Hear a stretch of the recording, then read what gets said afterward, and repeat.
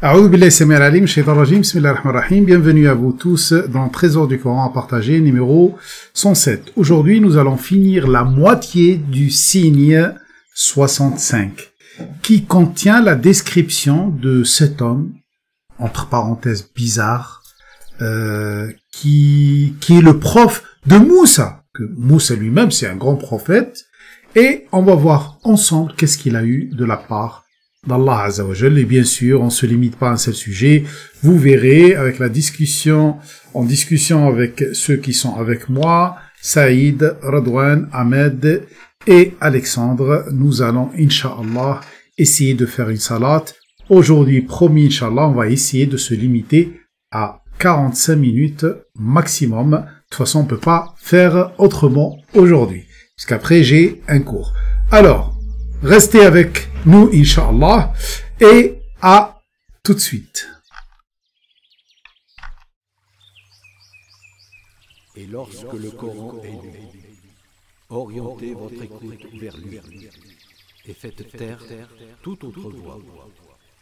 Puissiez-vous entrer dans une matrice chaleureuse.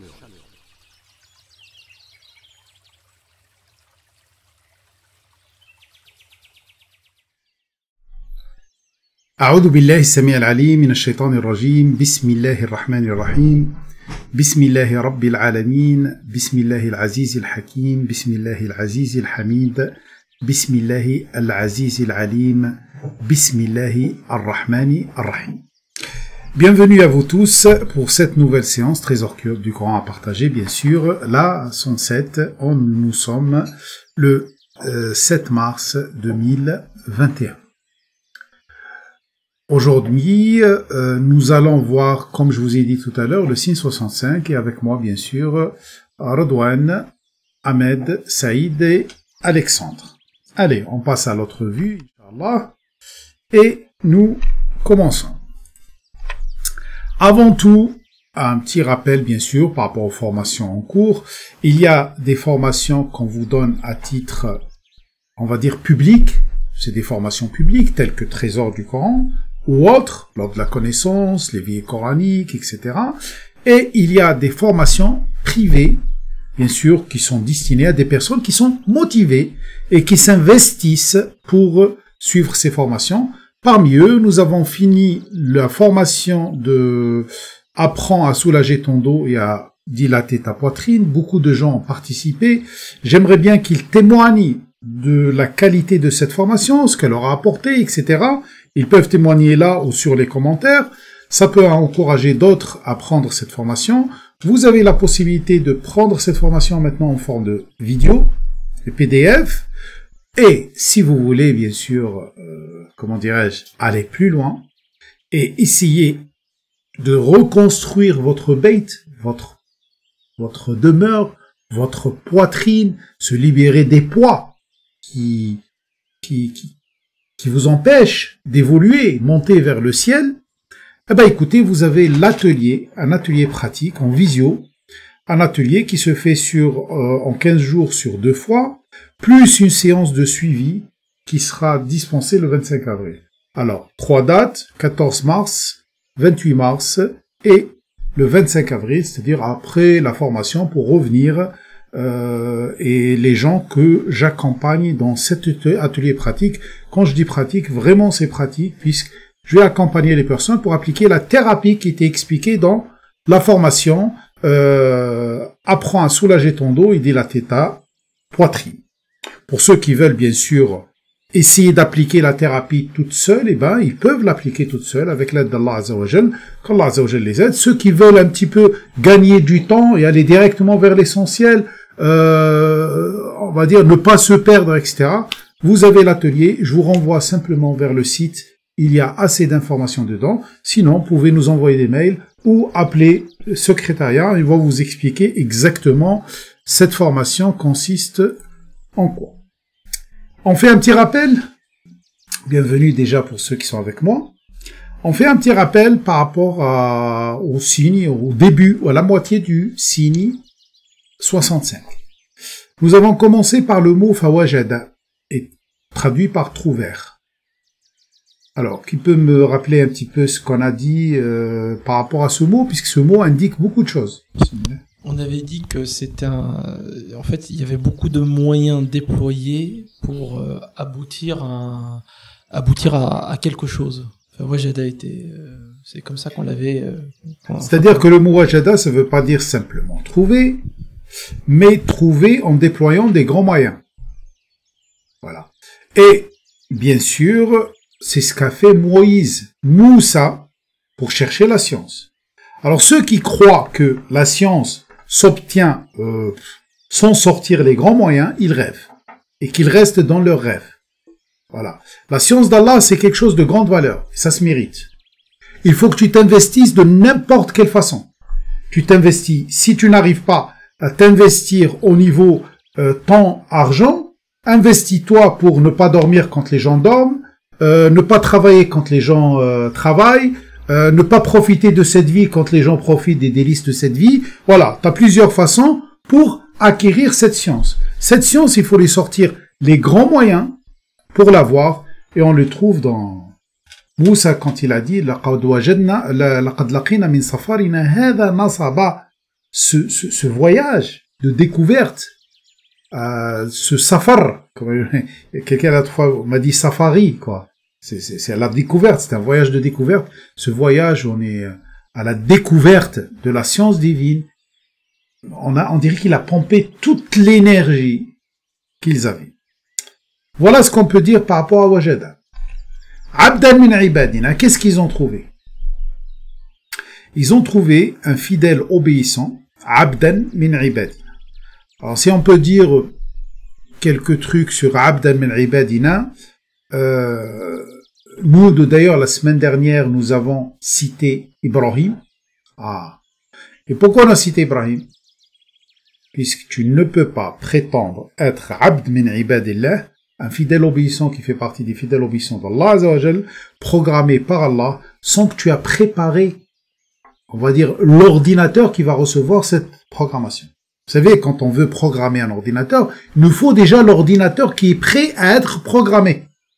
Et bien sûr, nettoyer, formater, etc. Les informaticiens, je crois, qu'ils vont comprendre. Alors, aussi toi, tu vas pas accueillir la programmation d'Allah alors que t'as pas nettoyé ta boîte.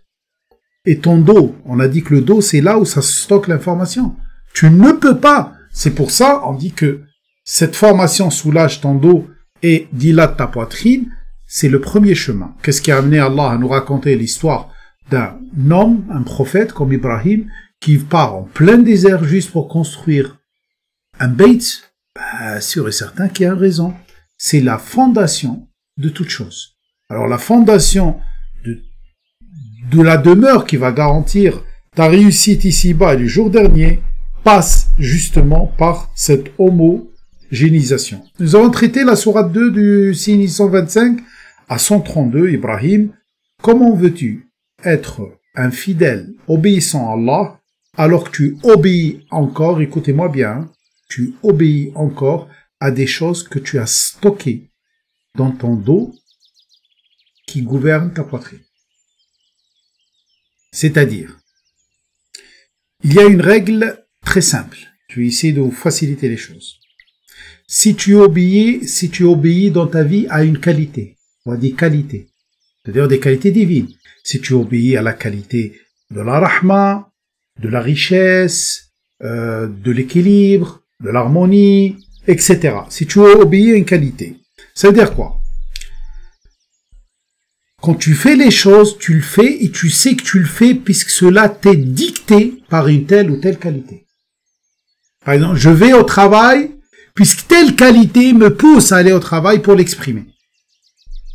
Je prends en charge un pauvre puisque telle qualité en moi me pousse à le faire. Et bien sûr, quand tu dis qualité, c'est-à-dire que tu parles d'Allah. Automatiquement, Allah. D'accord? Alors, par exemple, je vous donne un exemple tout simple. Je me défends puisqu'il y a quelqu'un qui m'a attaqué. Je peux le faire de différentes façons. Je peux le faire puisqu'il y a la qualité An-Nasir.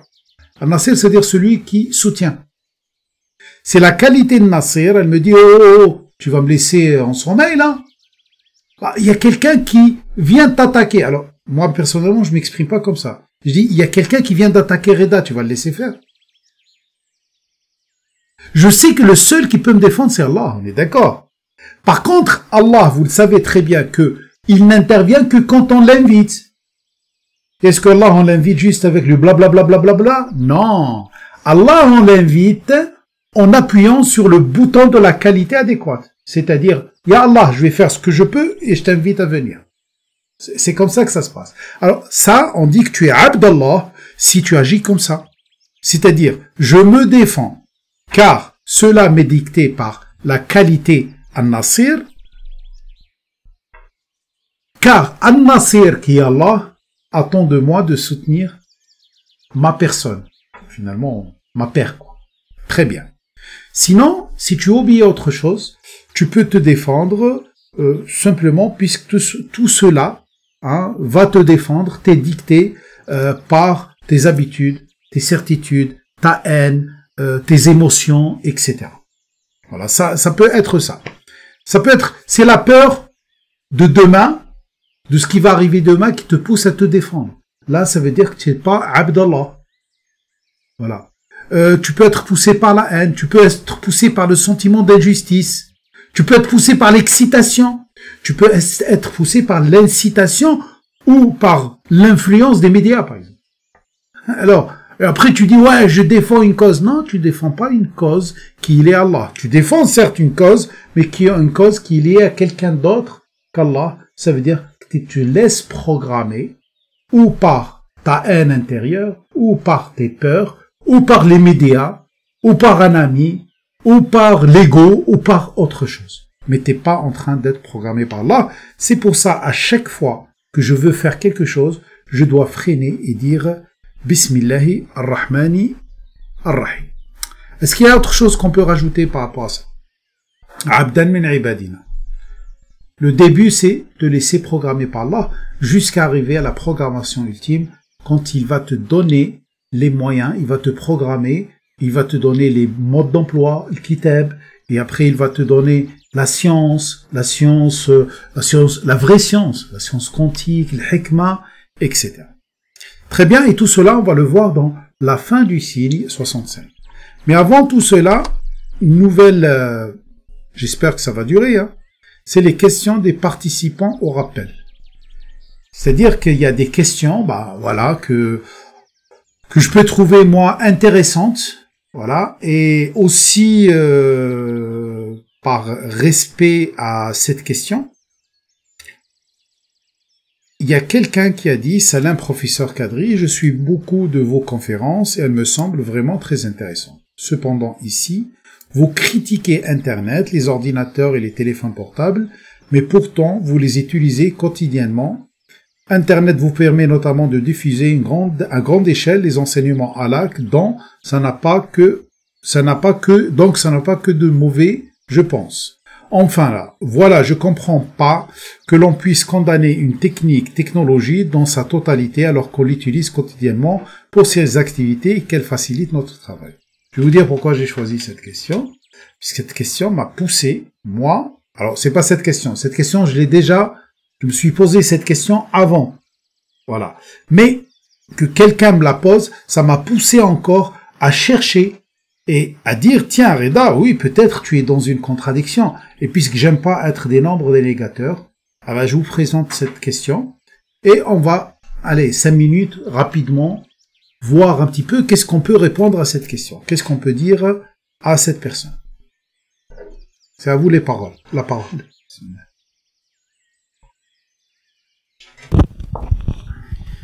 Moi, je pense que en fait, l'existence de cette technologie, de dire Internet, technologie même, c'était permis par Allah Azza wa Jal, ça c'est sûr et certain.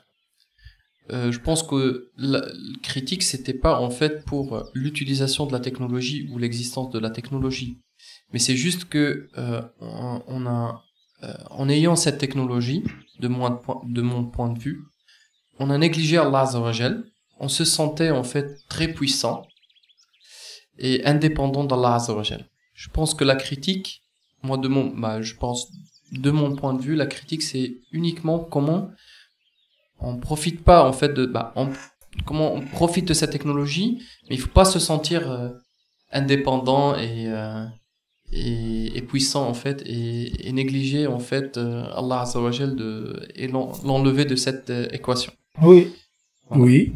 oui, bah, très bien. Par contre, je crois que la personne va dire, oui, d'accord, tant que j'utilise Allah, ça devient correct, alors que tu sais très bien que cette technologie dégrade la nature, cause beaucoup de dégâts, etc., permet le fil, le big data de se remplir d'informations, etc., etc. Ils peuvent dire ça.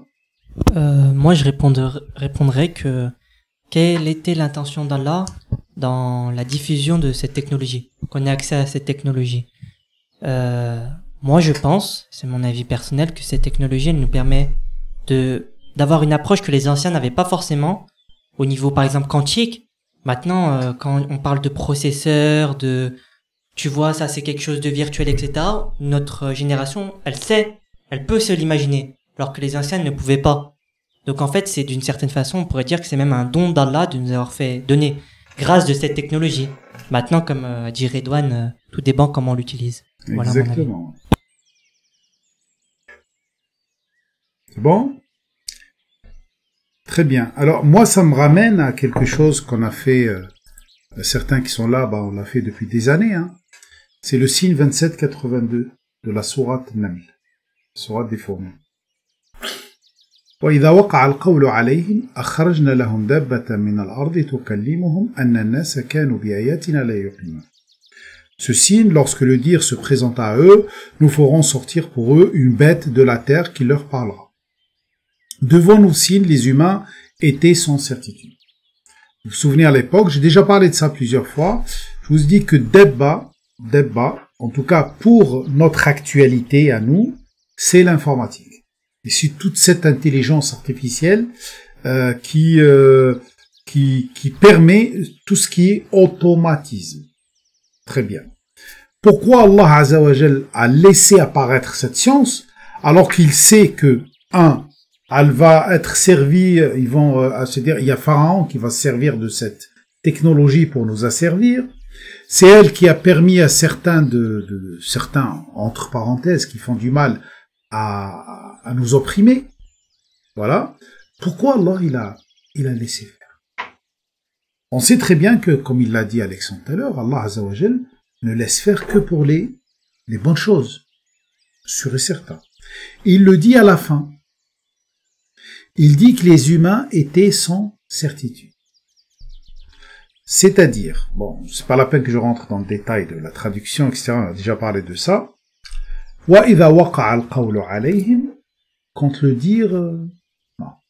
Quand waqa'a, ça veut dire quoi? Waqa'a, c'est traduit par, en général, c'est traduit par tomber. Ici, se présentera. Alors, quand la chose tombe et s'installe, on dit waqa'a. Waqa'a, ça veut dire, c'est quelque chose qui, ça y est, il est devenu banal, tout le monde le sait. Et c'est définitif, on va dire. C'est quoi le qawl? Le qawl, c'est tout ce qui est décisionnel. Quand tu prends une décision, on dit qulta, tu as dit. Après, tu l'exprimes à travers la bouche ou autre. Alors, c'est le pouvoir décisionnel. On dirait que les humains ont compris cette notion de 0-1. Voilà. Pour moi, en tout cas, je l'explique comme ça. C'est-à-dire que les humains ont compris comment programmer. Comment amener une machine à décider à leur place.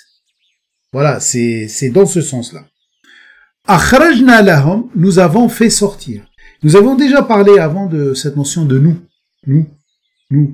On dit que Allah, les anges, etc. Mais prenez-le simplement que Allah, quand il fait les choses, il les fait à travers un système qui s'appelle le hamd. Et ce système utilise exclusivement les qualités divines.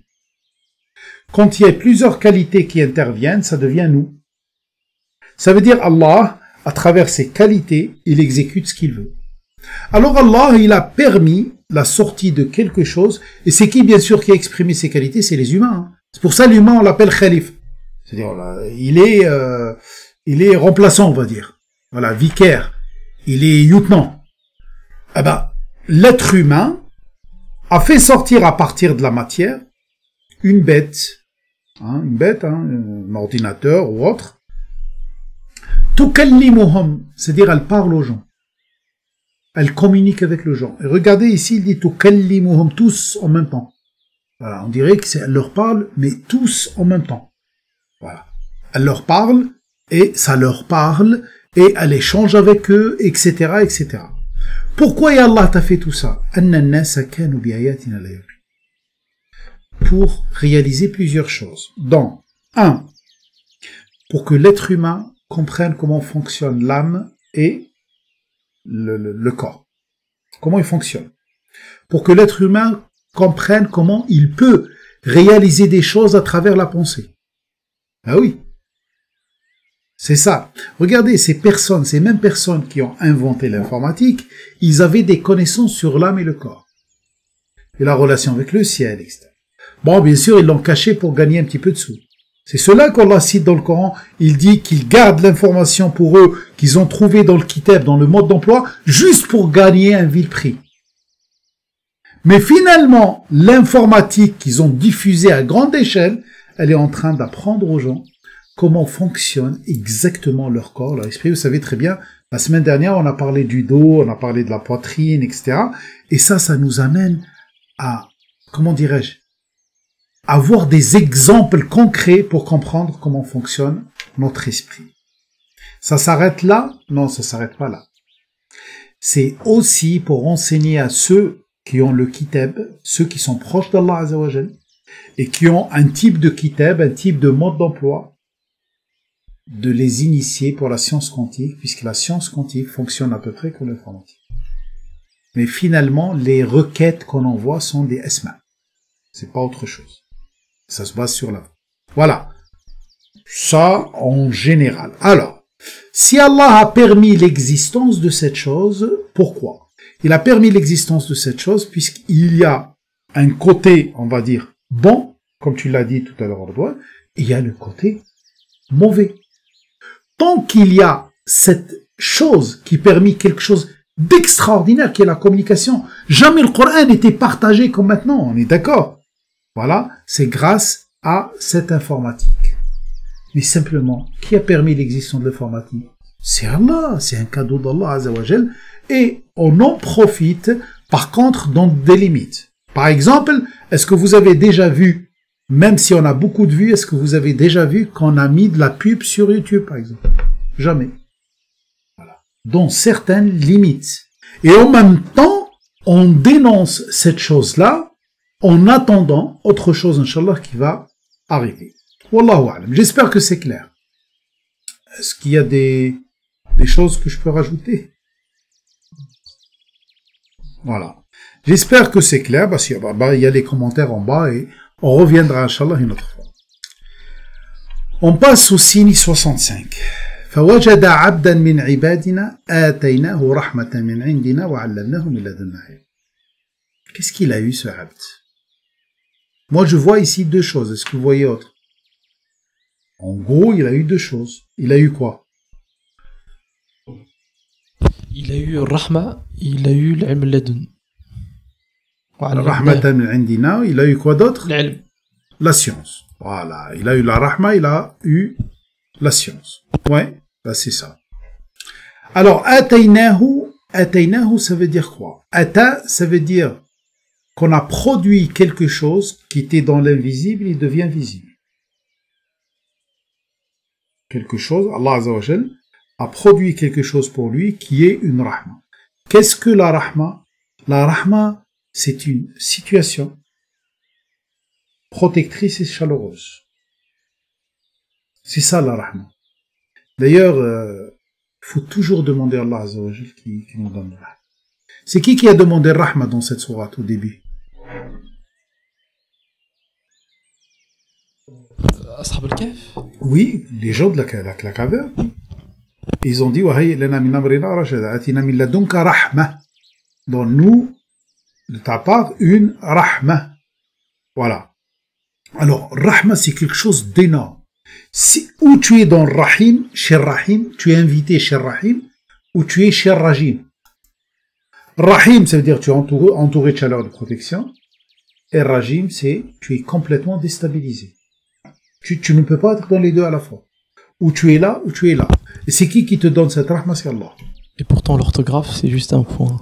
Entre Oui, les deux. l'orthographe, c'est juste un point qui sur cette lettre, c'est le ha, et ja, jim, on rajoute un point. Regardez, j'enlève le point, c'est rahma, je rajoute le point, c'est rajma. Ah oui. Justement, puisque dans la rahma, qu'est-ce qu'il y a dans la rahma? Il y a des liens solides. Il y a des liens solides, il y a une température fixe. Regardez, si vous voulez comprendre la rahma, allez-y voir l'utérus, la matrice. La maman, comment elle fonctionne. La rahma, elle s'adapte même à la chose qui est à l'intérieur. C'est tellement la symbolique, en fait, l'utérus, qu'on l'appelle le rahim. Exactement. Il s'appelle le même nom, ar-rahim. Très bien. Alors, ce monsieur, avant d'avoir l'ilm, il a eu le rahma. Est-ce qu'on peut avoir l'ilm sans rentrer dans le rahma? Non, pas du. Je pense pas, parce que justement, Rahma, c'est un endroit qui est où en fait on s'élève et on grandit. Donc le ilm, c'est ça en quelque sorte. C'est d'être élevé de façon graduelle, petit à petit, de grandir dedans, et on peut grandir que dans le Rahma en fait. Comme dans le Rahma d'Allah. Écoutez, il y a deux conditions selon le Coran, sans trop de détails. Il y a deux conditions pour entrer dans la rahma. Un, être dans un processus de confiance. Toi, tu vas pas faire entrer quelqu'un chez toi alors que tu lui fais pas confiance. Ben, c'est logique. Un, être dans un processus de confiance. Et deux, chercher la protection en s'attachant à lui. Si par exemple dans ta tête, tu dis attends, il y a Allah qui me protège, il y a aussi mon compte bancaire. Il y a Allah qui me protège, il y a mon clan. Il y a Allah qui me protège, il y a ma force. Il y a Allah qui me protège, il y a ma jeunesse. Ah oui. Alors là, non. Allah Azza wa Jalla, il dit فَأَمَّا الَّذِينَ آمَنُوا وَاعْتَصَمُوا بِهِ فَسَيُدْخِلُهُمْ فِي رَحْمَةٍ مِّنْهُ وَفَضْلٍ وَيَهْدِيهِمْ إِلَيْهِ صِرَاطًا مُسْتَقِيمًا. C'est, je crois, je me souviens plus que c'est celle-là. C'est la sourate Nisa, 175. Ça me rappelle quelque chose, c'est que comme si en fait le fœtus ou l'enfant voudrait grandir avec un pied dehors. Exactement. Si simple que ça. C'est vrai, on va dire c'est une belle image, mais c'est une image qui nous fait comprendre que tu peux pas être la moitié dedans et la moitié dehors. D'accord? Toute chose qui est en dehors d'Allah, elle est loin de Rahim. D'ailleurs, il dit yu'minuna bi ba'd al-kitab wa yakfuruna bi ba'd, c'est que c'est soit tu le prends entièrement, soit tu peux pas dire ah non, lui c'est bon, ça c'est bon et ça. Et d'ailleurs, c'est ce qu'on disait quand on vient dans un milieu un peu traditionnaliste classique. Souvent on dit ouais, mais lui ça c'est bon, non, ça c'est pas bon, parce qu'on n'arrive pas à expliquer le Coran. Et du coup, on s'attache sur des choses et on oublie l'autre chose. Exactement, on met de côté autre chose. Ouais. Et d'ailleurs, des fois, même si on cite quelque chose, moi je me souviens à l'époque, quand par exemple, des fois je dis, mais attendez, dans le Coran, selon les traductions et selon les explications des exégèses, c'est cité clairement, tu peux profiter de ton épouse et de ton esclave. On est d'accord? C'est cité ou c'est pas cité? Oui. C'est cité. Certains, ça les dérange que je cite cela. Je leur dis, écoutez, moi je prends le tout. Ou le tout est cohérent, et comme je le disais à l'époque, je leur dis, Wallahi al-Azim, je suis venu vers ce Coran avec une intention, avant de le connaître. Je le connaissais à l'époque comme tout le monde.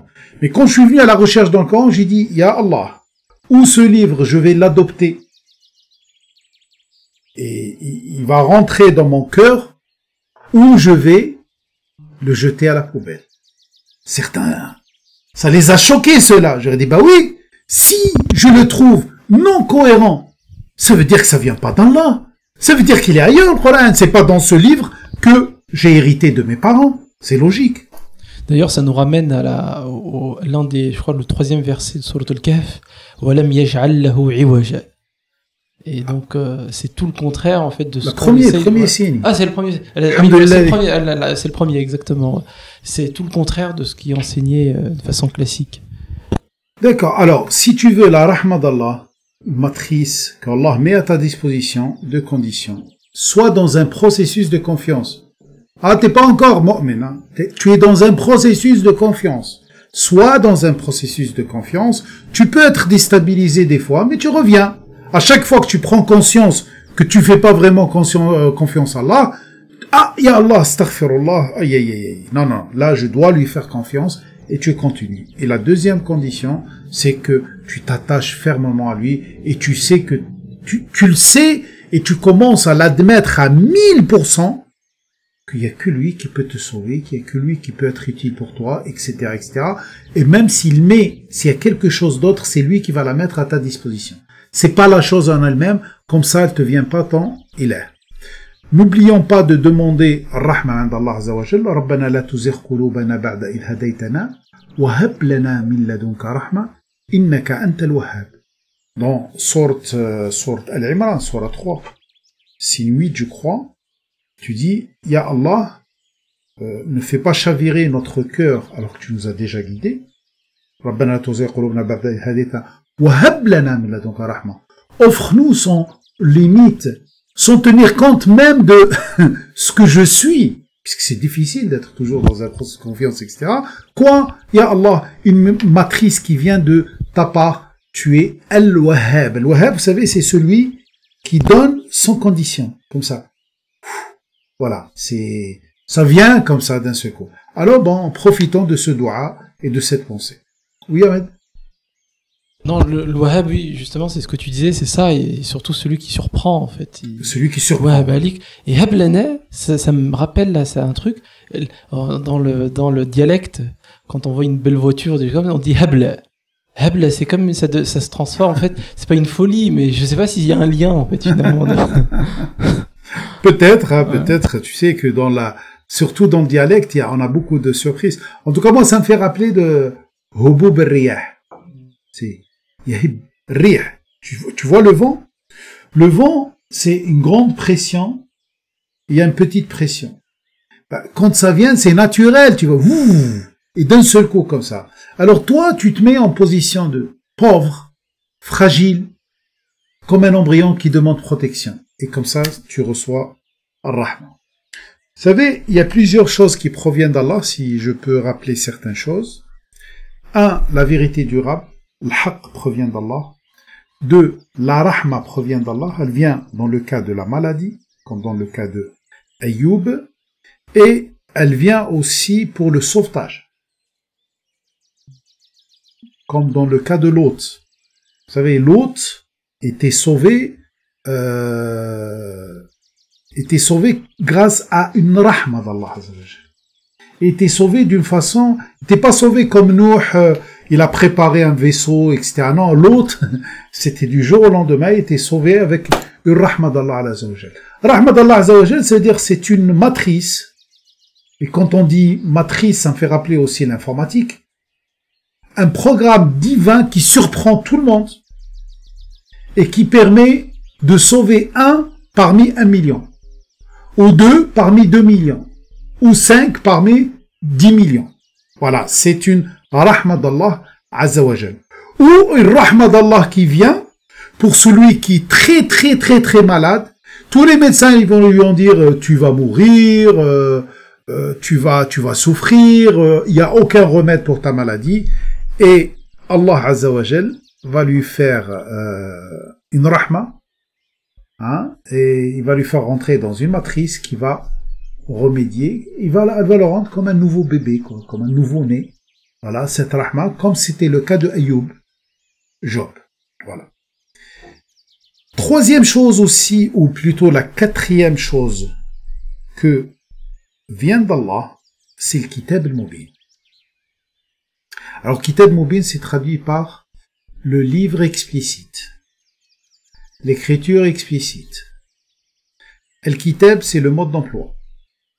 Al-Mubin, c'est celui qui fait la distanciation entre les choses et tout devient clair. Selon Sourate Ad-Dukhan, Surah 44, je crois. Le signe. Ça commence par Hamim. Hamim, ça veut dire tu vas trouver le lien entre l'unité et l'ensemble. Voilà. Wal kitab il mubin, ce kitab qui va mettre les choses en évidence clairement. Inna anzalnahu fi laylatin mubaraka, inna kunna mundiri. Nous l'avons fait installer dans une nuit qui est mubaraka, ça veut dire qu'elle donne d'une façon intarissable, il y a plein de choses qui vont sortir dedans. Inna kunna mundirin, car nous allons alerter les humains. Alerter les humains à travers qui?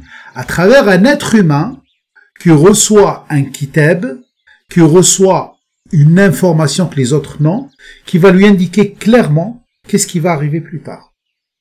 Sont les dates. C'est-à-dire, il n'aura pas forcément les dates exactes, mais il sait à peu près, voilà, et ça peut devenir très très clair, il sait ce qui va arriver. Alors, sans parler de ce qu'il va voir dans sa vie. Et c'est ça qui est descendu dans Sourate Al-Qadr. Je sais pas quel numéro Sourate Al-Qadr. 92, je crois. Sourate du destin. Voilà. La Sourate du destin. Qu'est-ce qu'il dit dans le signe 4? Il dit, Fiha yufraqu kullu amrin hakim. Dans cette nuit, la personne va avoir connaissance des ordonnances prises déjà. Par Allah, qui sont en cours. Ils sont pas encore là. Il y a juste des signes précurseurs. Alors Allah, les signes précurseurs, il appelle pas signes précurseurs. Il les appelle ashrat. Ashrat, ça veut dire tu vas voir s'installer des conditions pour que cette chose arrive. Ce qui va conforter celui qui sait ce qui va arriver. Amran min indina inna kunna mursilin. C'est une ordonnance qui vient d'Allah. Il y a deux ordonnances. L'ordonnance que la chose va arriver, on va dire la correction. Et la deuxième ordonnance, ce qu'il y a quelqu'un ou plusieurs personnes ou des choses qui vont avertir les humains. Pourquoi? Rahmatan min rabbik. Innahu as-sami'ul alim. Tout cela, c'est une rahma préalable dans le cadre d'une matrice qui va en même temps alerter la personne qui va alerter et en même temps elle va être une protection pour lui ou pour eux. Et de là, si on fait le lien, on va trouver, tiens, l'abd salih là, il a eu ce kitab mubin. Peut-être Moïse ne l'avait pas. Mais lui, il l'a eu. Ce kitab mubin, c'est-à-dire c'est ce qui va lui permettre de savoir ce qui va arriver. Et c'est pour ça, il a troué le bateau, il a reconstruit le truc, etc. Quand on arrivera, Inch'Allah, à ça, on va bien détailler c'était quoi ça. Alors, tant qu'il a eu cette rahma, il y a une grande probabilité qu'il a eu ce kitab. Ce kitab, c'est-à-dire une ordonnance qui lui permet de savoir ce qui va arriver et en même temps une matrice qui va lui permettre d'être protégé. Ça, c'est juste quand on cherche dans le Coran où se trouve, ou ce qui provient d'Allah Azza wa Jal, on va trouver des trésors qui vont nous indiquer ou qui vont nous expliquer ce qui arrive. Alors, qu'est-ce qu'on peut rajouter de Rahma? Écoutez, simplement regardez dans Sourate Al-Kahf, le mot Rahma, il est cité, puisqu'il est cité après dans Dhil Qarnayn. Que Allah, il a empêché le contact, le contact de Gog et Magog pendant un moment, jusqu'à un moment donné où, hop, ce contact, il a disparu. Avant, quand il empêchait ce contact, ou pour qu'il puisse agir, c'était une rahma d'Allah. Ils existaient, mais c'est une rahma d'Allah qui l'empêche leur mal de se propager. Quand il y a la disparition de cette chose-là, on n'est plus dans ce monde de rahma, on est dans ce monde de, justement, de rajma, déstabilisation. Voilà, on est complètement déstabilisé, et à ce moment-là, tout cela va apparaître. On continue. Qu'est-ce qu'il a eu aussi ce abd? وَعَلَّمْنَاهُ مِنْ لَدُنَّ عِلْمًا. On lui a enseigné et que nous avions enseigné une science émanant de nous. Pourquoi il y a une science qui émane de quelqu'un d'autre? D'ailleurs, dans le Coran, vous savez toujours le mot ilm, elle est au singulier. La science. Toujours. Il n'y a pas cette notion de ulum.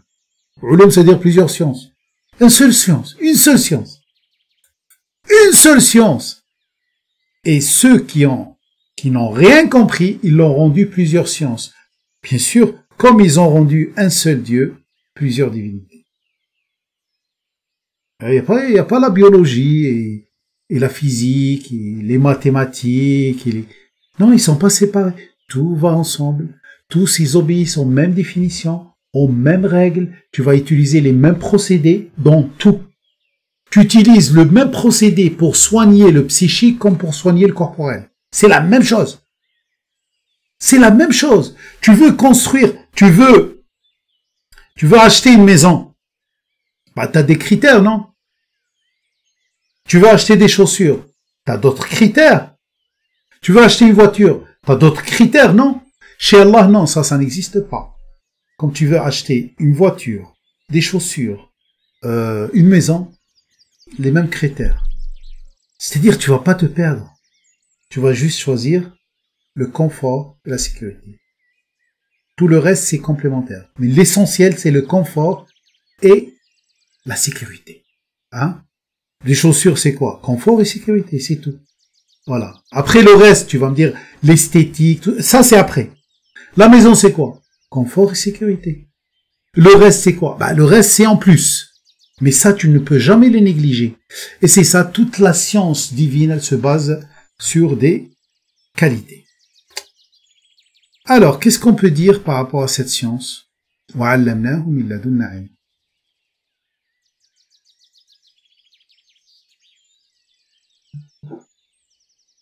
Quelles sont les choses qu'on peut, on va dire qu'on peut développer? Hein? Quelle est la différence entre le ilm d'Allah, la science qui provient d'Allah, et l'autre science? La science qui provient d'Allah, c'est une science limpide, simple, et j'allais dire, moi j'aime bien en fait la comparer à l'eau. Quelque chose qui est indispensable, à la fois qu'on peut pas décrire finalement si on n'a pas eu cette sensation-là. Et enfin, j'aime bien le comparer à l'eau, effectivement. Ça veut dire simple et complexe à la fois. Ouais. C'est ça? Ouais, c'est ça. Bah ouais, bah c'est ça cette science. Et cette science, des fois, tellement on croit qu'elle est simple qu'on va oser prétendre qu'on a cette science. Alors que c'est... Et à chaque fois qu'on croit qu'on a un petit peu de cette science, on va découvrir encore bihar, des mers et des mers, comme c'est cité dans Sourate Kahf à la fin.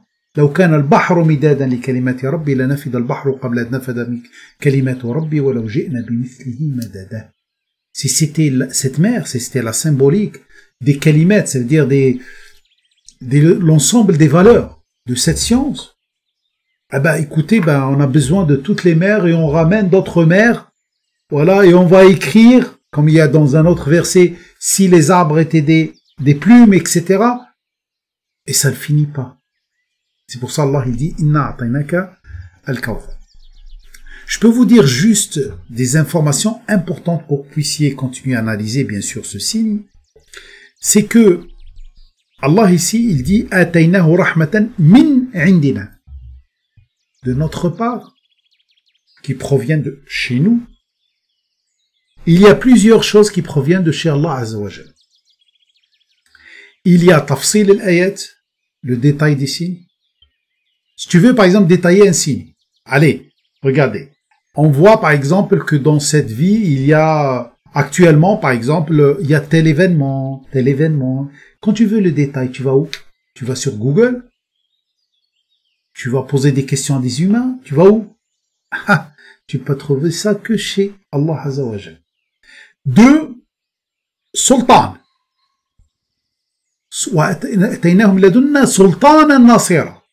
Que tu veux avoir une autorité, que personne ne s'oppose à cette autorité, même Pharaon, tu ne peux l'avoir que de la part d'Allah Azza wa Jal. Et sois sûr que tu l'as et tu la vas l'avoir. Et tu ne restes pas, par contre, attention, ne crois pas qu'Allah, il est impuissant. Il n'est pas puissant. Sinon, tu l'auras pas. Il y a l'walaya aussi, l'alliance. la vraie alliance qui te sauve avec Nusra, ça veut dire avec l'assistance. Il y a la Rahma, comme ici il y a la Rahma. Il y a Dhurriya Tayyiba. Les enfants qui sont sur la voie d'Allah Azza wa Jal. Tu crois des fois que tu peux les avoir? Non, mais il y a que Allah. Vous savez, entre milliards de spermatozoïdes, va choisir toi. Va analyser, choisis-toi. Non, mais il y a que Allah qui peut, puisque ces milliards de spermatozoïdes, ça veut dire qu'il y a milliards ou 10 000 milliards, je sais pas combien leur nombre, de configurations possibles de ton enfant. Alors, il y a que Allah. C'est pour ça l'Anbiya, qu'est-ce qu'ils disent? Rabbana atina min indika dhurriyatan tayyiba. De ta part, donne-nous une descendance, voilà, et tayyiba, ça veut dire naturelle. Ça veut dire qu'elle est dans la nature humaine saine.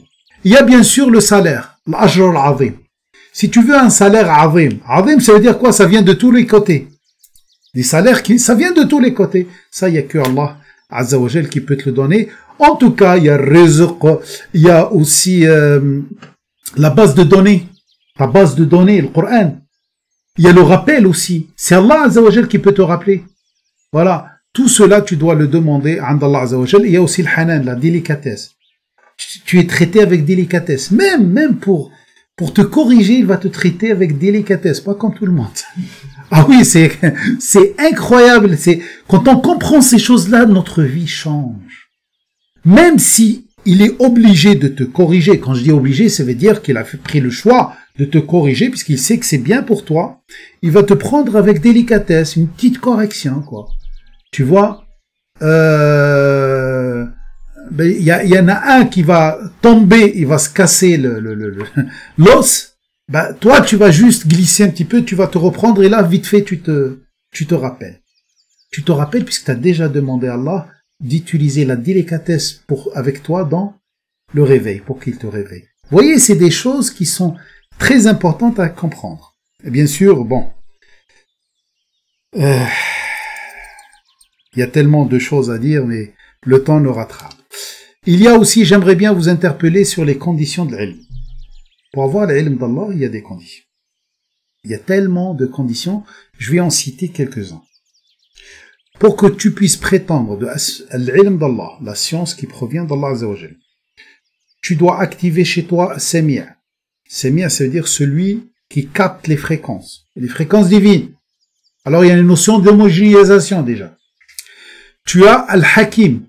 Hakim, ça veut dire celui qui met les choses à leur place.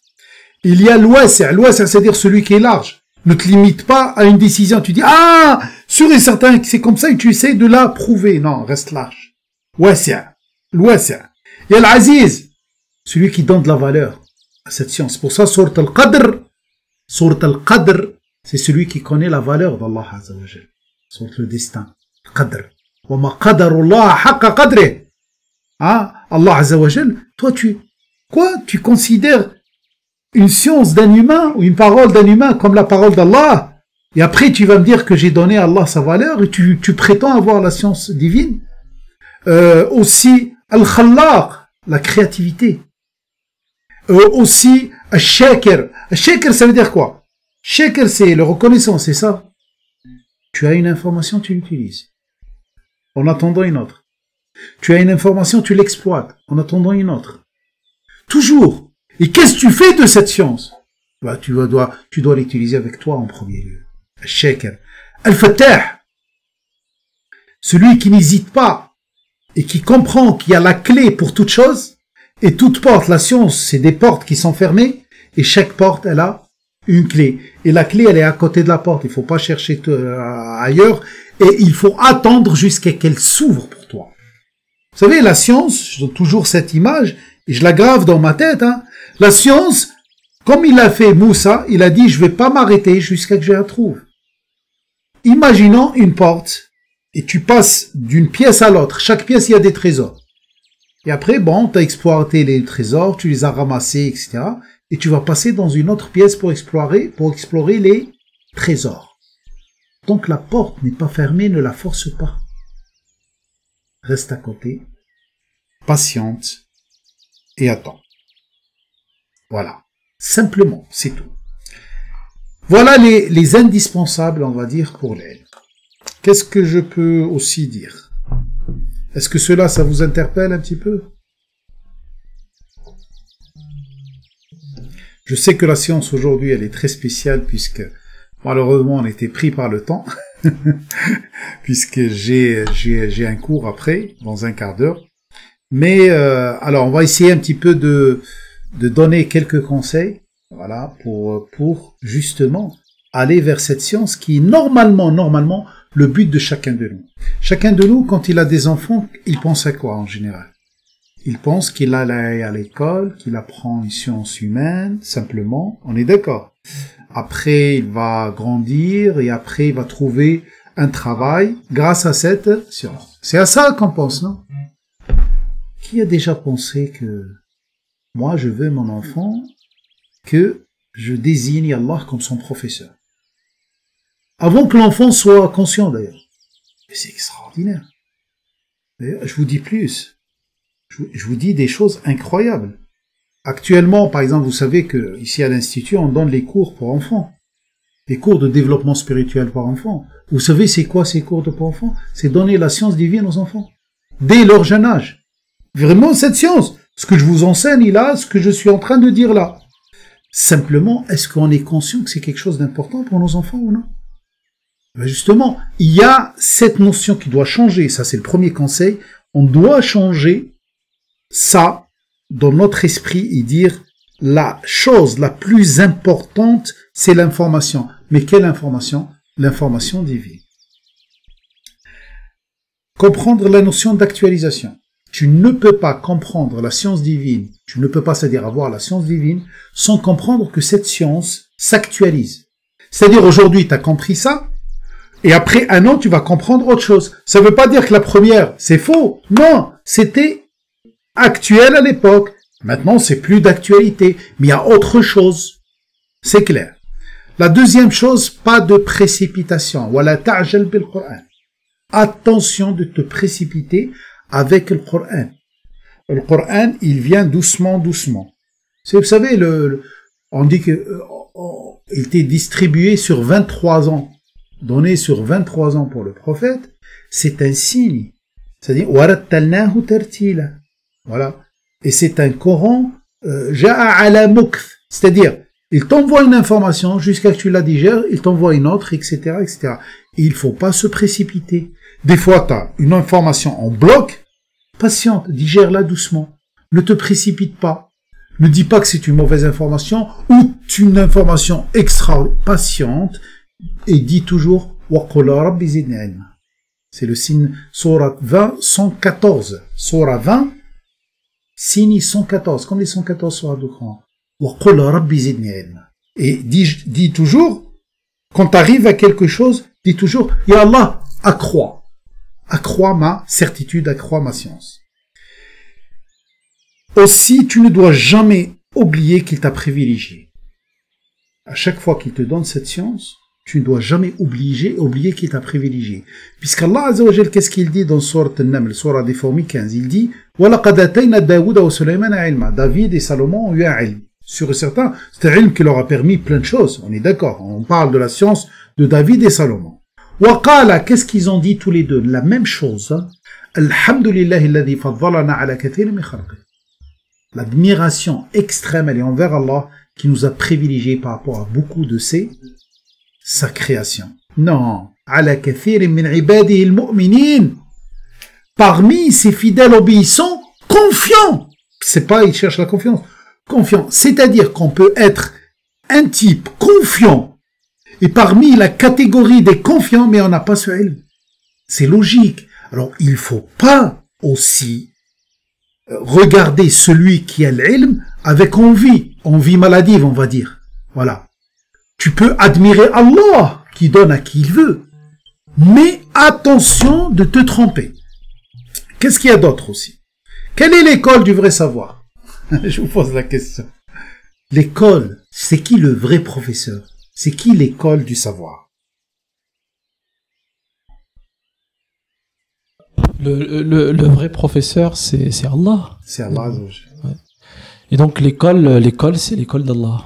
C'est l'école d'Allah. Et elle se fait quand l'école? À quel moment? Bah, pour moi, elle se fait dès le plus jeune âge. Jeune âge. J'allais dire jeunesse. Regardons Sourate Zumar. Sourate Zumar, c'est, je crois, 39, hein. Je me souviens plus. Sourate Zumar, le CNI 9. Cherchez Sourate Zumar, c'est quel numéro, s'il vous plaît? Amman huwa qanitun ana al-layli sajidan wa qa'ima. Avez-vous vu celui qui est connecté pendant la nuit, en prosternation, en train de se réinitialiser, wa qa'iman, et en train de se construire, yahdharu al-akhirah. Il est là toujours, il guette toujours la finalité. Wa yarju rahmata rabbih. Il espère cette matrice protectrice. Qul, dit, hal yastawi alladhina ya'lamuna walladhina ya'lamun. Dit, sont-ils égaux, ceux qui savent et ceux qui ne savent pas? C'est-à-dire que on est obligé pour passer par l'école de la nuit. Et c'est ça la vraie école. La nuit, même si tu dors avec une intention que Allah va te donner l'ilm. Comme je vous ai dit plusieurs fois, je vous ai raconté que des fois je dors avec l'intention que je vais avoir la réponse à telle ou telle question. Ou ta salade pendant la nuit, ta communication avec Allah, tes recherches dans le Coran, etc. Et aussi, il y a une autre notion aussi de la nuit. Il n'y a pas mieux que la science que tu appliques sur toi-même. Dans les moments où tu te sens dans la nuit, tu te sens fragile, tu sens qu'il te manque quelque chose et tu commences à chercher une solution. Hein? Comme je l'ai déjà dit plusieurs fois, la majorité de ce que je vous présente comme atelier, comme formation, etc., c'est des choses que j'ai utilisées.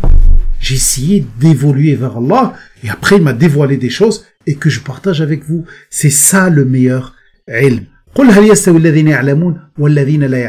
Il n'a pas dit sont-ils égaux ceux qui savent et ceux qui sont ignorants. Non.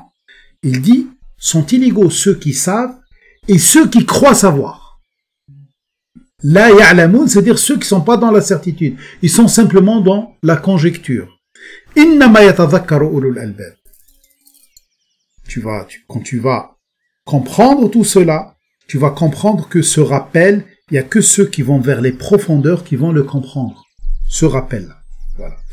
Il y a dans le Coran 12 choses, des situations ou des personnes qui ne sont pas égaux. 12. Il y a 12. Celle-là, c'est ceux qui savent et ceux qui savent pas, mais il y en a 12. Je vous laisse aller chercher dans le Coran pour les découvrir. Je vous donne juste un indice. Par exemple, Allah, il dit, il y a des mu'minines, des confiants. Par exemple, il y a un groupe de gens qui sont tous confiants. Il y a certains qui bougent et certains qui bougent pas. Ils sont pas égaux. Allah Azza wa Jalla. Voilà.